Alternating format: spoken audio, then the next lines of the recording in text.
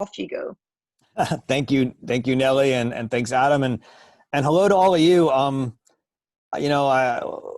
of the things that I think is off-putting to me about Zoom and this kind of world is I can barely see you all. You're on two different screens, and one of the things I love about the University Underground is the amazing group of students and thinkers they bring together, and I wish I had more time to get to meet you guys and hear from you. So I hope you'll ask questions and introduce yourselves. Normally I would go around and ask you to tell me a little bit about yourselves, but we don't have a lot of time today, so I'll jump into it. So Nelly has asked me to talk a little bit about the idea of revolution. So I take it you're all studying the connection or the way in which things like dance and revolution may or may not go together. And I think it's a great topic. And it's actually quite Arendtian. Hannah Arendt, I should say, is some of you may know and some of you may not know, is a thinker, a political thinker. She was born in 1906 in Germany. She was a student of two of the great German intellectuals of the 20th century, Martin Heidegger first, and then Karl Jaspers. She was Jewish. She ended up being arrested in 1933 for doing some work for a pro-Zionist organization in Berlin, even though she herself was not a Zionist. And she escaped Germany in 1933. Went and lived in France for about 7 or 8 years, was then at the beginning of the war in France, was put into a concentration camp in Gurs in France, and then escaped again, made her way to Lisbon, and took a boat to New York, where she lived for the most part the rest of her life. She was an extraordinary political thinker and writer and essayist. Her most famous books are The Origins of Totalitarianism, The Human Condition, Eichmann in Jerusalem, and then the book Nelly has asked me to talk about today on revolution. Arendt is known for a lot of things. Partly, she was not a typical academic. She wrote powerful, bold, non-jargony prose. But she's also known, I think, mostly for being a thinker of what does it mean to be free. Almost all of her work centers around this question of freedom. And for her, the question of freedom becomes necessarily the question of revolution. And this is the connection that I want to talk about today, the connection between freedom and revolution. And I'll try and hope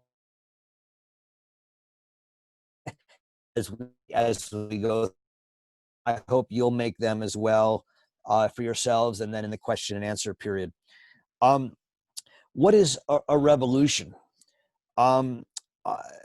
So for Arendt, she'll define a revolution fairly simply, which doesn't mean that it's easy to understand or the full extent of what she means by it.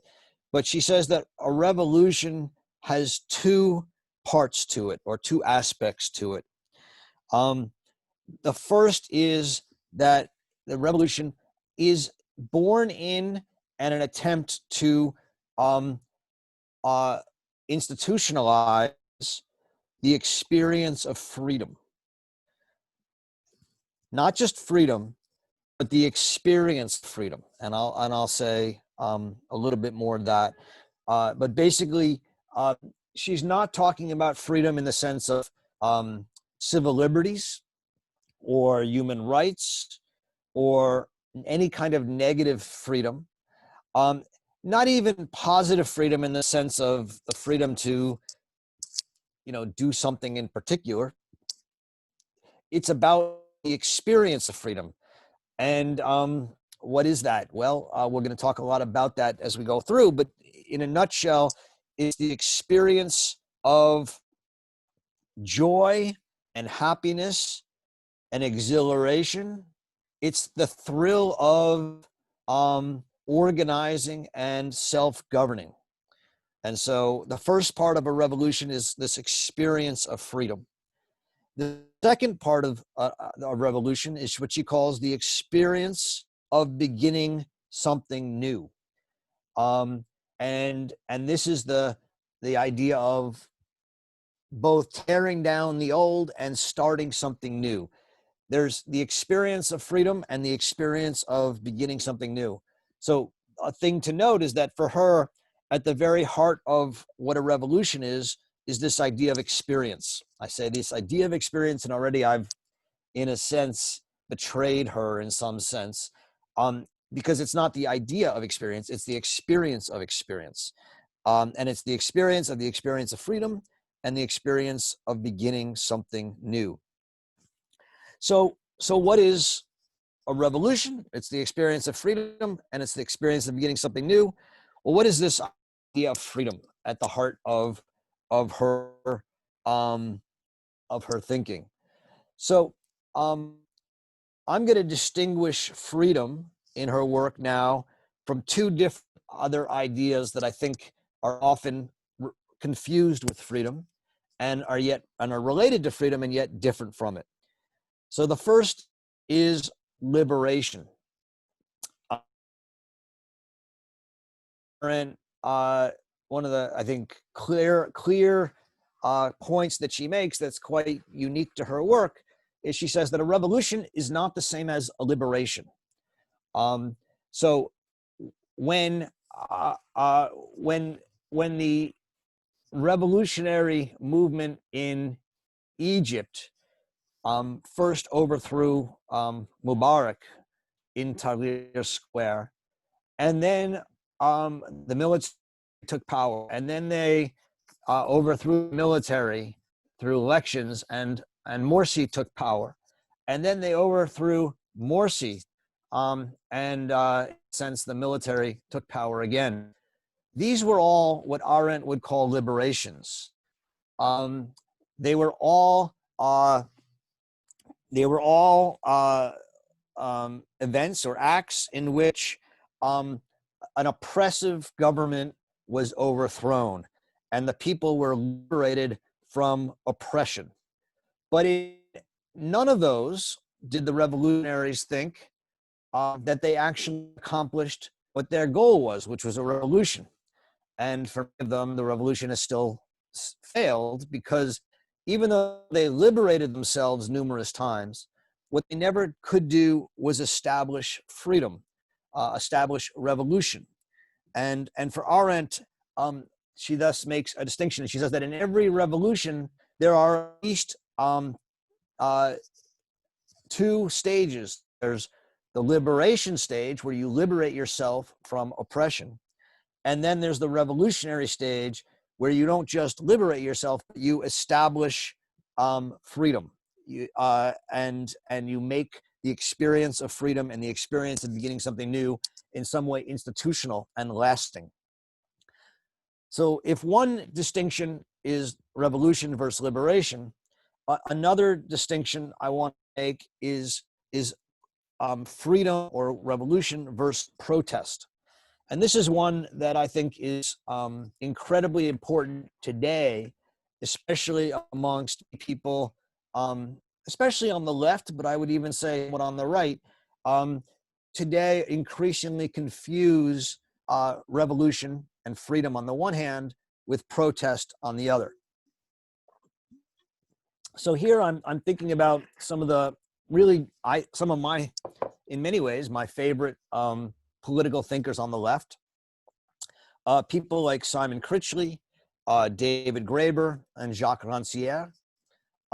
These are all thinkers who are very much concerned with freedom, and they all share a common sense or a common view that Western liberal democratic representative government has failed to to establish freedom, and that there's an enormous motivational deficit. There's a sense that government no longer offers the avenue for freedom, and that there's no way to change that.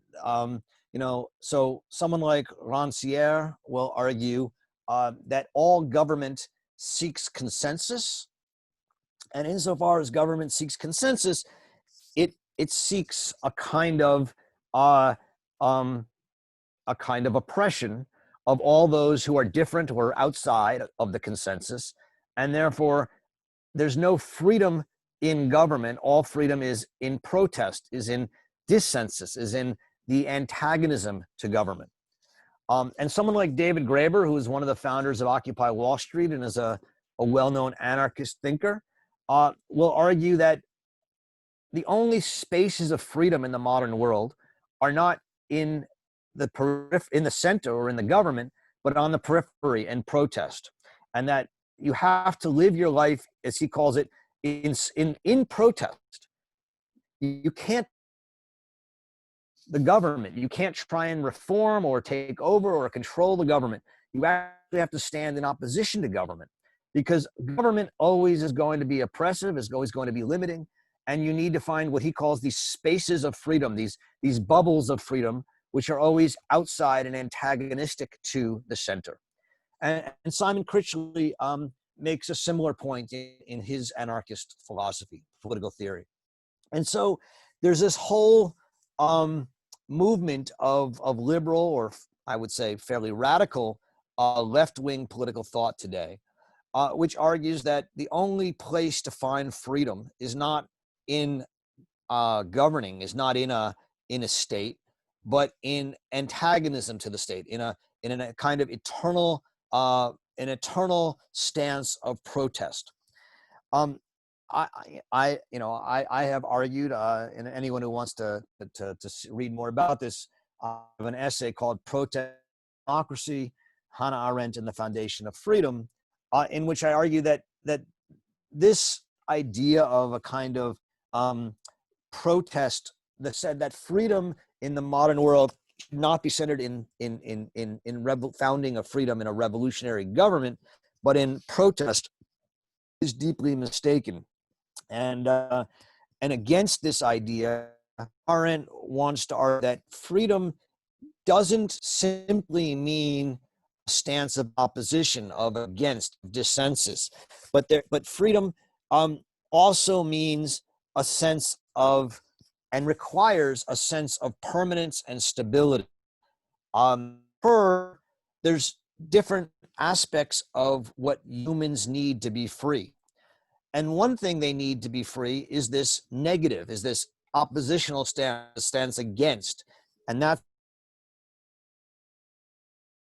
they also need, as humans, a kind of home, a stability, a place where they can permanence and lastingness, where they can build things that matter. And if all you do is live against, you actually ignore that part of the human spirit that needs to build things that matter, that makes meaning. And that governments are one way that we mortal human beings build things that last beyond our lives. And that if we only live in a kind of spirit of rebellion, liberation, protest, we don't actually do justice to the human needs to build things that last, that are meaningful, that are immortal.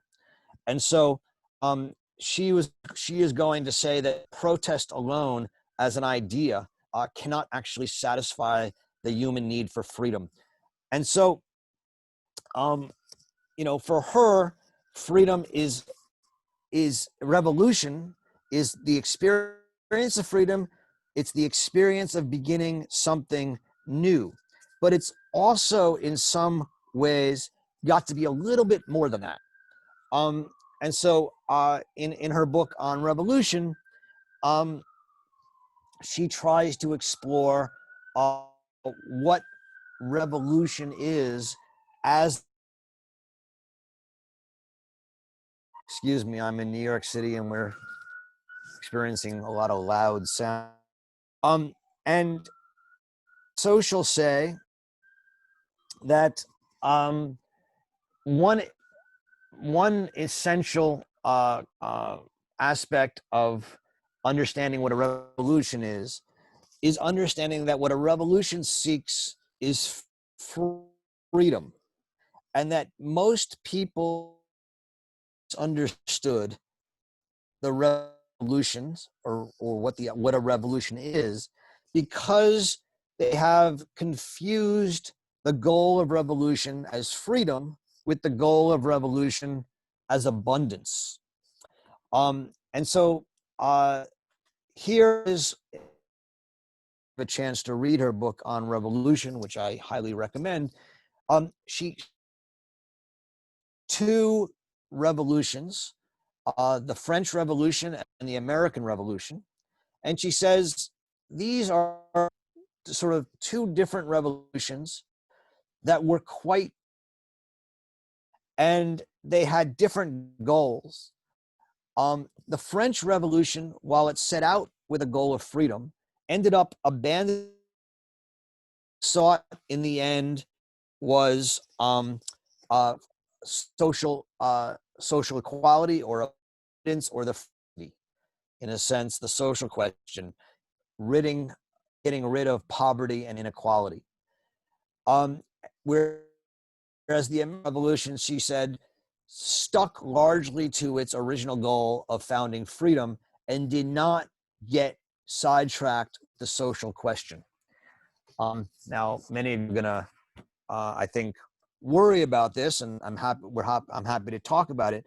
But in a very brief nutshell of a 70-page chapter, what she says is that Marx, one way to understand the radical nature of Marx is to understand that he was the first person to politicize poverty. Poverty was before Marx seen as something natural. There's always been rich and poor. No one ever thought you would get rid of poverty. It was part of the history of the world. It was part of nature. Marx, for the first time, makes the case that poverty is political. It comes from oppression or power, and that poverty is something that, since it's artificial, can be changed and gotten rid of. The French, for Arendt, make the elimination of poverty the goal of their revolution. In doing so,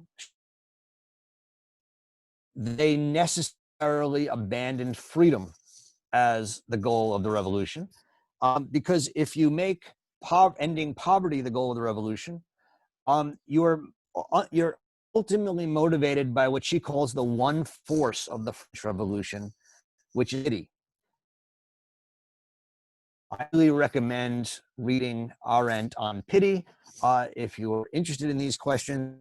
Some of the most fascinating text you'll ever come across. But what she's going to argue is that pity seeks to change the world, and pity is different from compassion. If any of you have read Fyodor Dostoevsky's novel, The Brothers Karamazov, the greatest illustration of compassion down is the scene of the Grand Inquisitor in Dostoevsky's novel. And for those of you who know it, there's two main characters in that scene. One is Jesus, who comes back and looks at the world. And there's the Grand Inquisitor, who's like a official of Christian church, who puts Jesus on trial. And Jesus is mute, says nothing. And the Grand Inquisitor decides he needs to be killed. And the difference is that because he has compassion for each and every poor person who's without bread, an inquisitor says is, out of compassion for the people without bread, we will give them bread and take away their freedom. Understand that they would prefer bread and freedom, and we will justify our tyrannical rule by giving them bread, in a sense, mollifying them, and take away their freedom. And what Arendt says is that compassion can be felt for one person if you're a human being, not God. But if you feel compassion for a wide range of people, the whole of the population, that's pity.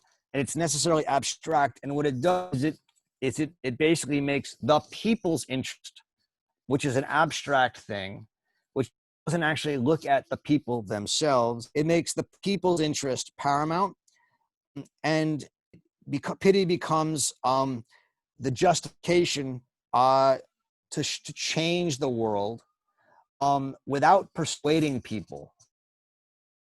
Arduous work of making people rich, or tax people, or give everyone health care and take away their freedom. And we seek swift and direct action, often political persuasion. She says pity is cruel. Under the law of pity is permitted as long as it's in the goal of eradicating suffering. Basically, almost all means, including, for example, in the Soviet Union, the collectivization of the farms and the mass killing of the farmers, all things are permitted if the goal is to eradicate suffering. And so for Arendt, this goal of pity and in a sense providing equality becomes the goal of the French Revolution and most revolutions,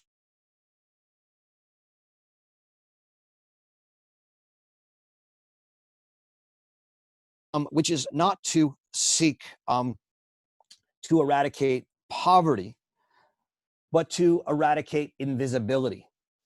And so this is her move here, is to say that if you actually care about freedom, the goal of a revolution should not be to eradicate poverty, but to eradicate invisibility. What does that mean? She says that there's a profound human need to matter. Actually, the very core of Arendt's thinking. What does it mean to matter? It means that every human being fundamentally to be heard, to have a kind of dignity, to matter and have meaning.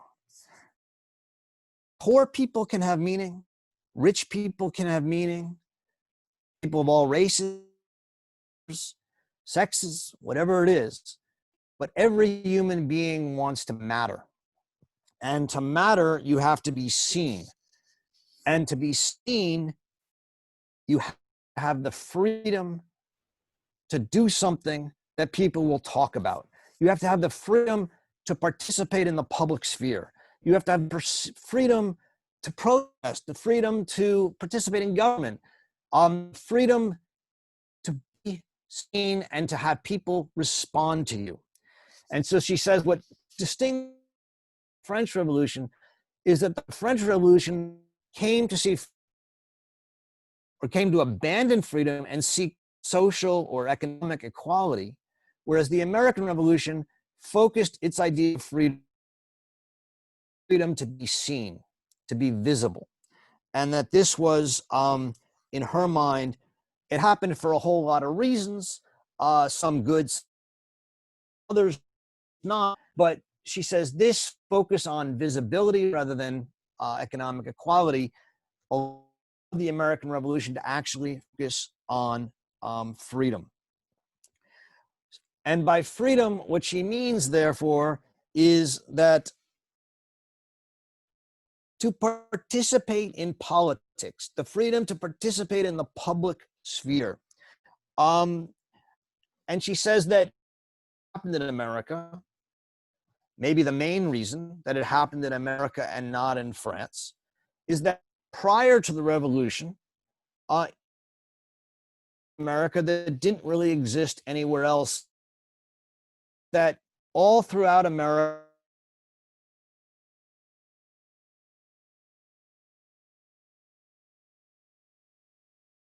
Vermont, Rhode Island, Connecticut, in that area, were governed, even though they were part of England before the Revolution, they were largely governed by town halls and town governments, in which everyone in the town, or at least all citizens in the town, were allowed to come to meetings 2 or 3 times a year and speak about how to govern themselves.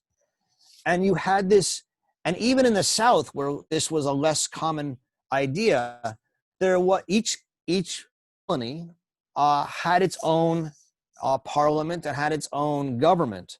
And there was a sense that every colony and all people in America, again, we'll talk about the limits of this, certainly didn't include women, didn't include African Americans or blacks or slaves, didn't include Native Americans, a lot of other people, and we can talk about those who didn't include. But there was an idea that all citizens had a right and even an obligation to be part of the political system. This didn't exist in Europe and in France.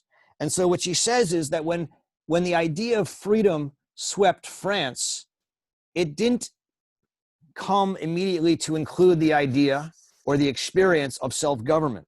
But when the idea of experience of freedom and revolution came to America, it immediately meant not only freedom from want or freedom from the king, but freedom to govern themselves. And so in America, this experience became embodied in institutions. And she says, you see this in the fact that immediately upon the beginning of the Revolutionary War, the first thing that happened is all 13 colonies met individually, and each one declared a new constitution, something that did not happen anywhere in Europe. This idea that they had the right and the ability to constitute, to make their new government and participate in it, was, she said, a deeply American experience that came from the American experience of being a new country, of starting things new, of a feeling of a right to self-government. And that when Thomas Jefferson wrote the Declaration of Independence, he famously included the line, life, liberty, and the pursuit of happiness. And she makes a lot of this, and she says that, you know, the traditional line that had come from Europe was life, liberty, and property. He changes it to life, liberty, and the pursuit of happiness. But in an earlier draft, he called it and which argued that actually happiness in that time for the Americans didn't mean happiness in the sense of I can go fishing or I can read a good book or whatever. It actually meant public happiness, the happiness of being involved and being a participant in government. And so if solution that it's the experience of a newness, the experience of freedom as this idea of public happiness, of engaging in the public sphere. Arendt then asks the question of how do you not just revolt, not just liberate, not just protest, but how do you actually create a new foundation? And this adds, so if I said before that a revolution was the experience of freedom and the experience of starting something new, I'm now going to add a third part to the definition of revolution. So if the first, a revolution needs to liberate, to, in a sense, be the experience of freedom and the experience of starting something new. The third requirement that I'm now going to add to her understanding, that it must establish this experience of freedom and in institutions institutions. It must, in a language she's going to use, constitute, to set up, to stand up, to establish the experience of freedom and something new in lasting and permanent institutions.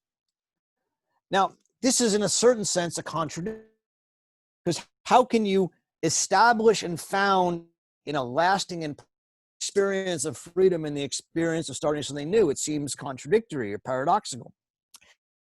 But that's what she thinks needs to happen. And of America is that two things happen in the United States of America that, in a sense, allowed the revolution to succeed. The first thing that happened is urged out of this revolutionary era and this revolutionary tumult, she called a new experience of power and a new system. She uses both terms, the new experience of power and the new system of power.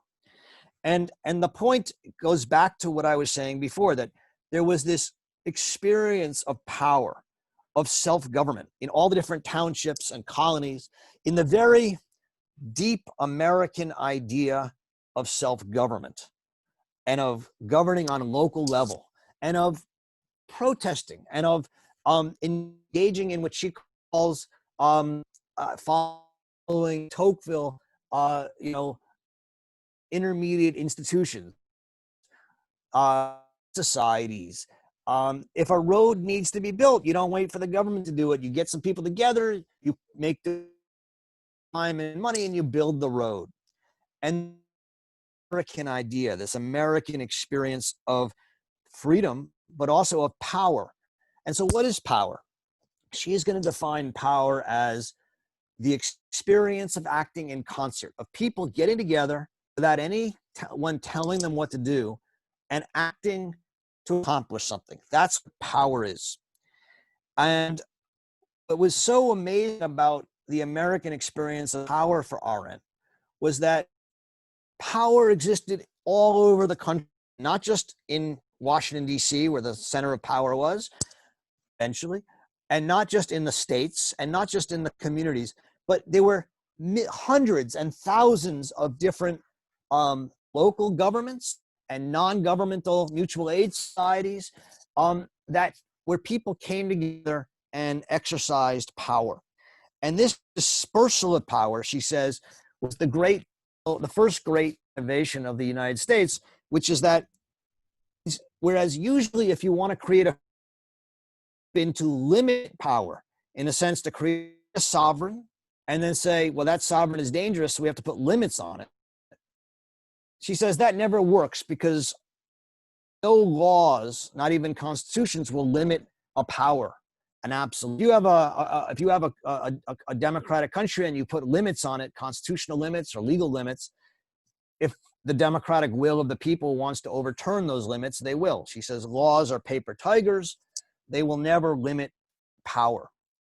The only way to limit power is by creating many power sources. She says only power limits power. No laws or other things can limit power. And so what the Americans were able to do was create a system of thousands and thousands of mutual aid societies. And you see this today. So for example, a lot of people in the world, some people here in the United States are very worried about Donald Trump as a potential tyrant or let's be honest, Donald Trump is an awful president and a buffoon in many ways.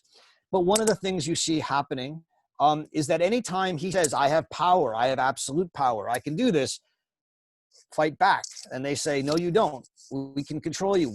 And each state has its own National Guard, Army, etc. And this is the structure of the United States. And for Arendt, this dispersal of power, she argues that there is no sovereignty in the United States, and that this is one key of its idea of freedom, because power is dispersed and there's just no chance of one power That's one element. The second part, though, she says, is that you don't simply powers can't, because while it powers in a sense institutionalize the experience of freedom and the experience of something new, what they don't do is found institutions. They don't found lasting institutions, because power is constantly re-energizing, re-founding, and renewing. And the question is, how do you found new institutions?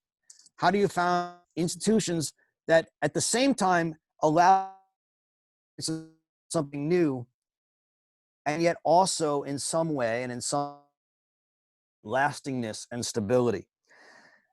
Her argument is that the Americans succeeded in doing this, partly by accident, but the argument in a nutshell is that what they did is they created a constitution that wasn't just a series of laws or a series of limits, but became almost, one says, it became worshipped almost in a religious sense. And that religion of constitutionalism came along with the creation of a Supreme Court, which was an institution that was not democratic, that had appointed for life judges that wear fancy wigs, become a kind of group that allows them to interpret the Constitution in ways that both allow innovations and newness, but also constantly to the moment of founding. And so she's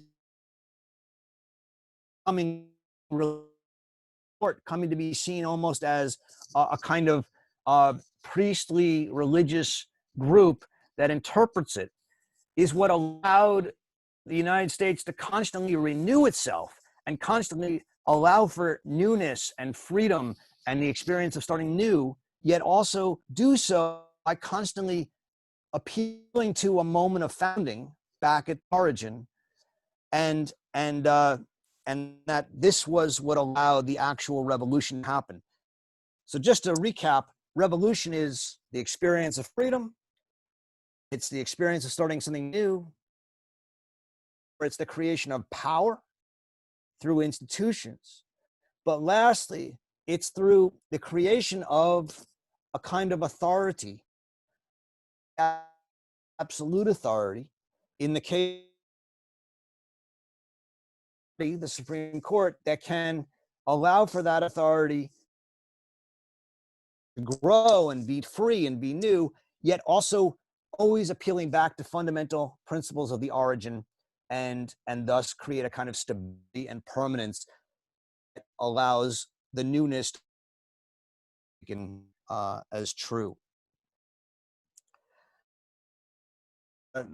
She finally says, of course, this didn't work long term. She thinks that the United States has lost this revolutionary spirit and has lost, therefore, the idea of freedom and the experience of freedom, and this failed. But she thinks it did work for about 100 years or so, and she sees that as an example of of what a revolution or successful revolution is. And she offers some ideas for how it could be improved upon or made better in the last chapter of the book. But I'll stop there. Thank you so much, Roger. Yeah, thanks, Nellie. Thank you for such a brilliant insight into the thought process of Hannah Arendt, but also like contemporary politics into the US and beyond. Who do we have asking any question to Roger, everybody? So we have a question from Ali. Ali, are you here? Ali, make yourself known to Roger. Hello. So thank you so much for your lecture. So my question was that when you talk about like the government itself. You said, so where do we stand? Like, how would we decide that we should support this revolution or we should not? Because because every revolution creates division in systems. So how, like, where's the government in that, and where are we in that? So where is our standing?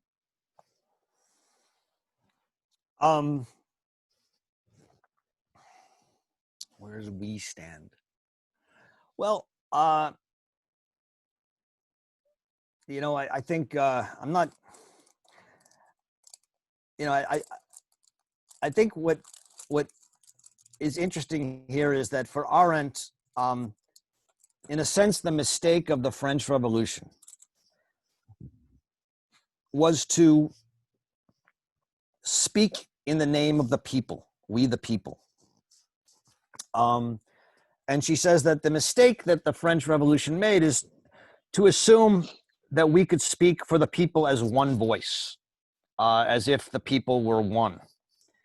And that this led, in her mind, to the elevation of an abstract one force as the goal of the revolution, to which everyone else would be sacrificed, and anyone who disagreed with the will of the people would be killed or imprisoned or in some way dealt with. And so, in opposition to that, what she says is that in the United States at this period, and in the Americas at the beginning of the revolution, there wasn't an appeal to one people. Yes, we the people in order of the United States of America was said, but the whole point is the people who made the United States of America were not the people of America like France. They were the people of New York, the people of Vermont, the people of Massachusetts, the people of South Carolina. The different colonies, qua states, made it. And then within each state, there was a constitution that was ratified by different local, town, and county governments. And so from her point of view, that is a much better way to think of the we as a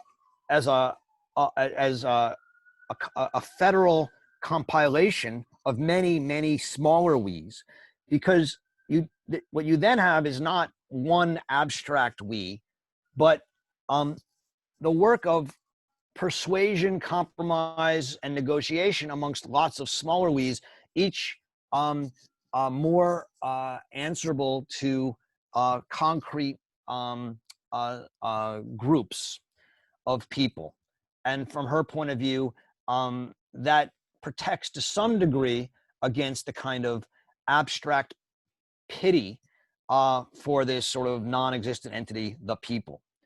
I don't know if that answers your question, but that's one way to think about it. You want to follow up, Ali? Because I'm not sure if I totally answered your question or not. I understand. Thank you so much. Yeah. Any other question? Sorry, I'm like trying to figure out how to do this on this phone at the same time. You might see some of the question as well if you look into the chat section, Roger. So we have a question from two. Actually, we have a question from Smarties with Smarties. You were talking about the Indian and the woman, and you mentioned something about it being a very different country. Where are you? What is that a question, a comment? Maybe you can tell us a bit more. It's my cell phone name, and it's strange because like you were just talking about the new country. It's something new, but there were inhabitants before, like white colonizers came, and somehow it's kind of strange, this fantasy that thinking that this land is new, and that by saying it is new, you allow yourself also to kill all the past. And I don't think it's true that something can be totally new and brand, and it's an ideology. I believe that's quite dangerous. And in the way that they build on something new, they totally excluded the right of the previous inhabitants. Great. Thanks for that question. So yes, I said as I was going through it that that this was something we could come back to in Q&A. So I'm glad you brought it up. I said that Arendt distinguishes two different goals of revolutions. One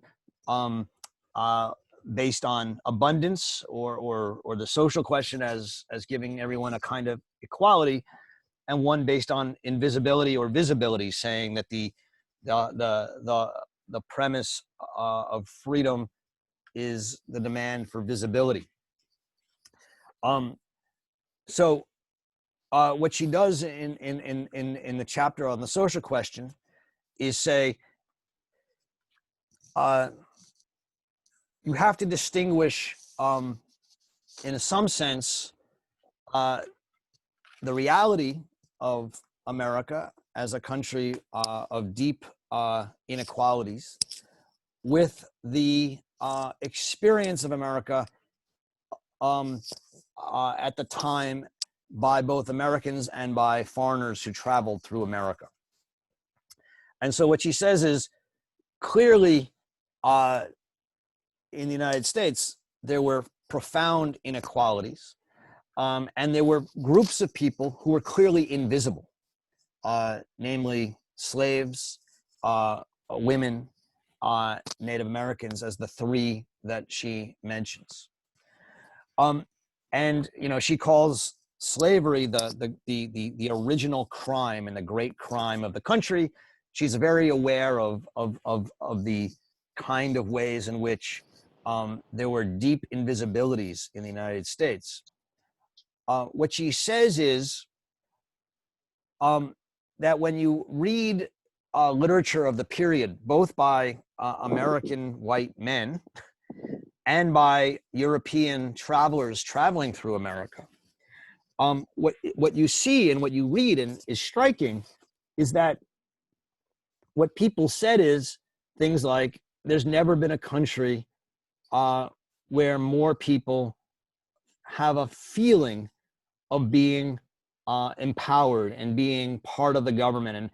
And the big distinction that she makes is that in America, what people constantly said over and over again when they came to visit is there was no poverty. Now that's a striking claim, because of course there were poor people in America and there were rich people in America. But what Arendt says that the way to understand that is to say that among white people in America, even the poor people had dignity. The poor people had, a plot of land, they were farmers, and they went to vote and they went to participate in meetings. And there was a sense of, even amongst poor white people, that they were free in a meaningful sense. And so she then makes a distinction between poverty and misery.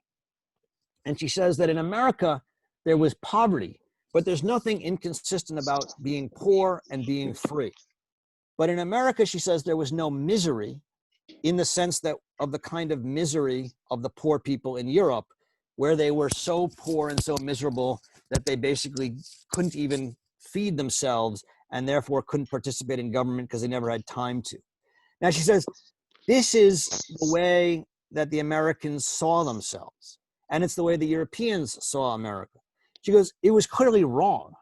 Clearly, there were many people who were miserable, but they were invisible, so invisible that they didn't even consider them, namely women and blacks and Indians, Native Americans.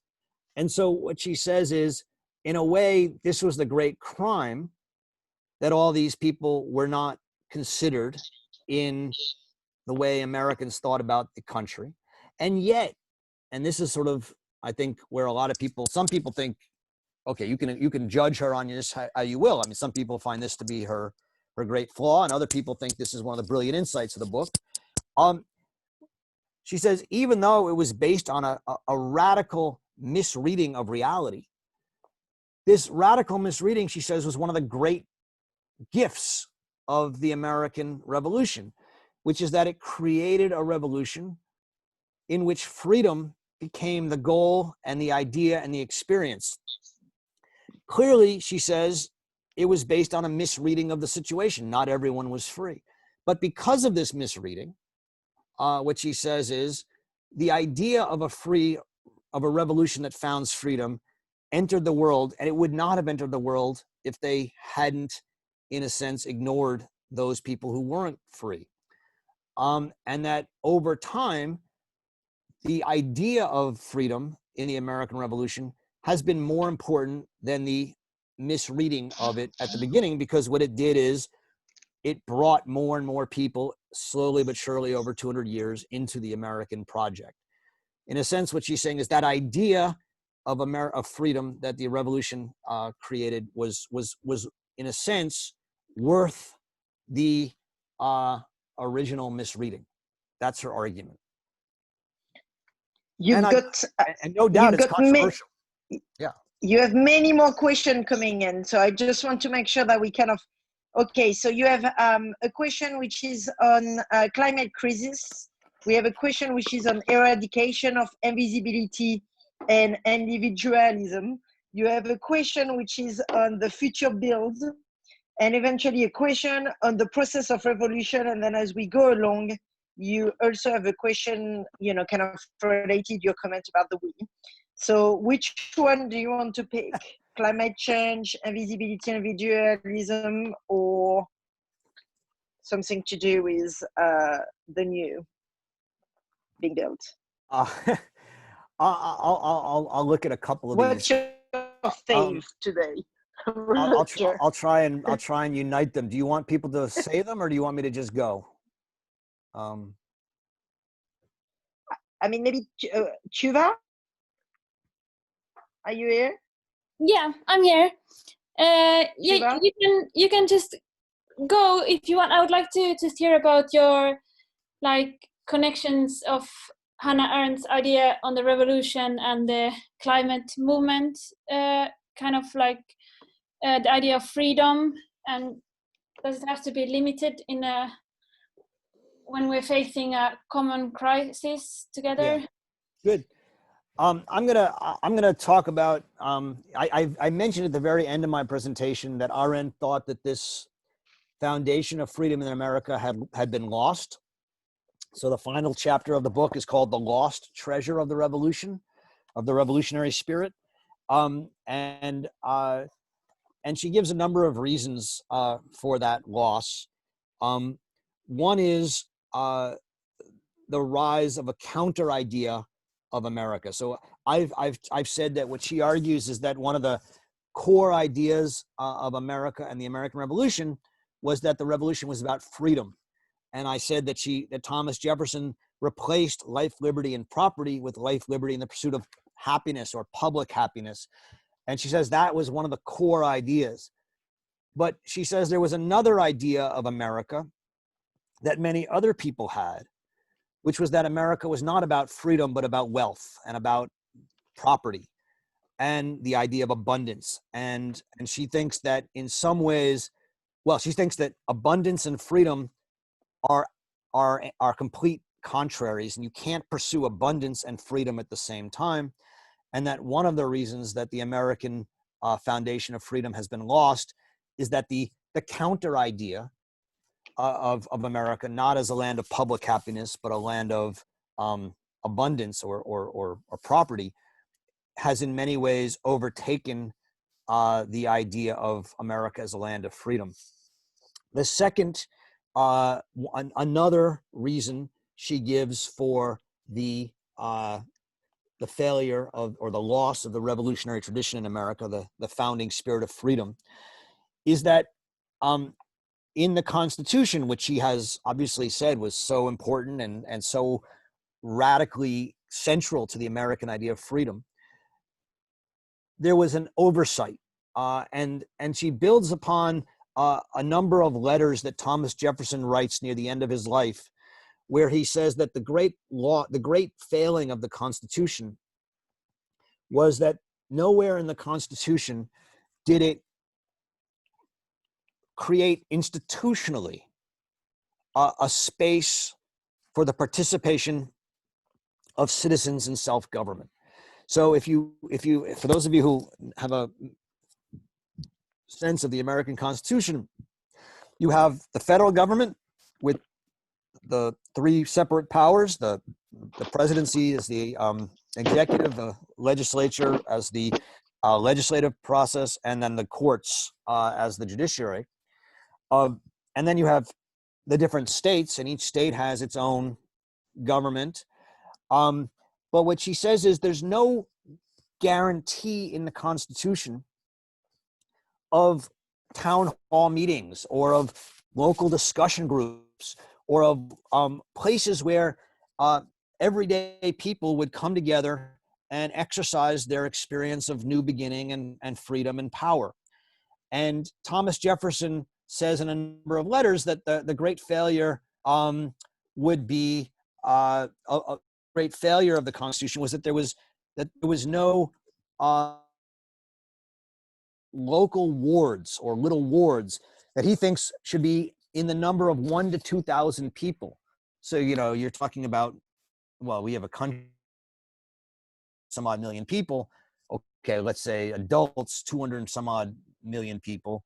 You would need 1 million to do the math. You would need a lot where people would come together to organize and engage in politics. And this is a failing that Jefferson and Arendt come to see. So this is a long way of coming back to your question, Tuva, about the environment in this sense. One of the dominant political activist movement in the world right now is around the idea of sortition, around the idea that you should bring lottery and chance into government as a way of picking people who govern through lottery, which is the way that in ancient Athens, states of Italy, is the way they picked not through election. And so right now, for those of you who are maybe in England or France, you might know this, both in England and France, there are state organized citizen assemblies going on to take, to consider that are using people chosen at lot by random to come in and meet over months with experts, but also discuss amongst themselves how to address the climate crisis. And there's a hope and there's a sense that using randomly selected citizens to educate themselves and deliberate will, in a way, create, bring people together in a way that will create a sense of that get through some of the roadblocks that elected officials are running into.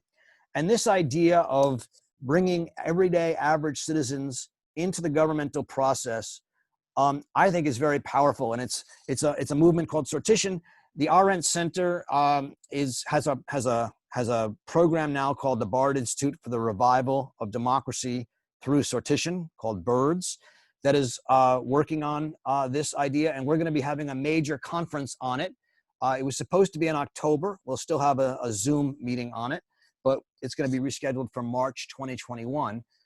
I just recorded a talk on this 2 days ago or 3 days ago, which will be published as a podcast on the Arendt Center podcast soon. But the idea of using citizen assemblies, which is gaining credibility all over the world, as a way of bringing citizen power and citizen enthusiasm and citizen knowledge into government and politics, which is now being used in the environmental crisis, is to me one of the most exciting avenues of political activism around the world. So it's where I'm putting a lot of my effort. Thank you so much, Roger. I don't want to take more of your time. I would like everybody to thank Roger for sharing with us insight on, you mentioned, you should, if you can, it is quite a thick book, but it's one that I'm sure will be very useful for your practice, your And also you can follow, you know, a lot of the reading, a lot of the reading is being unpacked at the Hannah Arendt Center. There is reading groups as well that you run at the Hannah Arendt Center. You can also follow them. I think there is some on YouTube as well that you can have a look into if you wanted to see more. And Roger, we are even more thankful to you, knowing that Roger here is, having the corona since the past 20 days and still online teaching, is how much, of a passionate teacher you are. And we are so grateful for, your time, your generosity, and sharing with us your knowledge. Thank you. Thanks. Nelly, if it's all right, I'll just say that for those interested, we have the website at the Hannah Arendt Center is... good day, we hope, Nelly, let me just say that the website at the Hannah Arendt Center yes, is quite vibrant. We have, as Nelly said, hundreds of YouTube videos. We have a weekly reading group where we read Hannah Arendt. You can actually watch on YouTube 10 videos that take you through the book on revolution. But every week we read another book of Hannah Arendt's. You're welcome to join that. We also have a weekly newsletter that goes out that talks about how to think about political problems in the world through Hannah Arendt. So I encourage you to check out our website and sign up for our newsletter. And if you want, join our reading group. That would be great. We also have podcasts come out around these questions. So we'd love to have you join us. Thank you all.